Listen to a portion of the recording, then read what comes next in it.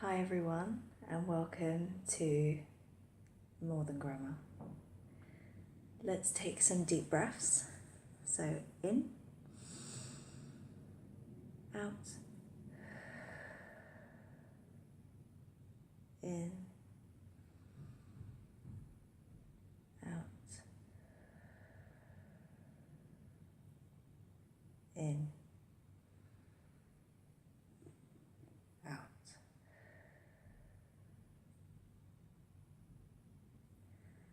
So I want to talk today about self-study motivation. And by this I mean when you are studying for an exam, or you are studying English to improve it, or you are, studying for the presentation at work, this kind of thing.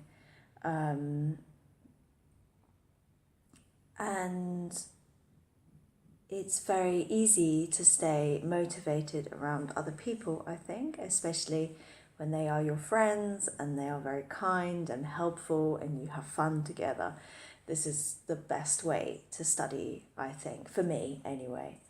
There are times as well when we are alone and we are studying and, putting things in our head. And this is often when we get demotivated or discouraged. So there are two things that I want to say about this. The first thing that is very important is to remember your goals. So when you are studying for this thing, this exam or this presentation or whatever, or you're studying French or English because you want to, it's always very powerful to come back to why. Why am I doing this? There has to be a reason behind this. Because if our reason why is not strong enough, then we won't, there will be something in our head that will go, yeah, but why am I doing this? And when we don't have this, yes, this is why I want to do this, this comes from a very strong energy in us. And when we don't have this, it's like this energy is gone, and actually it's harder to stay motivated. Or if we don't want to do something, this also makes things more difficult. So think about why you are doing this. Maybe you can write it down and put it in front of you, or remind yourself every time you get demotivated or stressed. And of course, if you're not sure why you are doing this, this is also a really good opportunity to think about, do you want to do this? Is there a better way to spend your time? These are very important questions we need to ask. So yes, the first thing is to remember your goals. So why are you doing this? The second thing is about,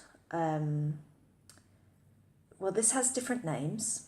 I call it catastrophizing. Some people call it future tripping. And this is where you think that the worst thing is going to happen. So, for example, you're taking an exam and you're studying for this exam, and you have already failed in your head. You're studying for the exam and thinking, why am I doing this? I'm going to get the worst mark, everyone's going to get better than me, I'm going to get F, I'm going to get 0. Do you really think that you can study when you're having this conversation in your head? Do you really think that you can stay motivated? Do you? No. So I want to say stop it. It's not that easy though. I think the best way to do this actually is to be aware, you know, like when you're studying or you're preparing or you're reading to get to your goal and you hear this conversation coming in, like you're going to fail, you know, your boss is going to think you're stupid, this is a disaster, all of these negative things, these worst case scenarios, we call them in English. When you hear these come into your head, simply say, that's catastrophizing, or I don't know if that will happen. Maybe that will happen. Maybe it won't. All you need to do is look at it and see it for what it is. Because when we listen to it and follow it, then we are lost. We are lost in the world of disaster. But when we hear this voice, this conversation, you're the worst, you're going to fail, oh my God, disaster, I'm going to die. All you need to do is go, that's catastrophizing. It's not real. It's not real. You don't...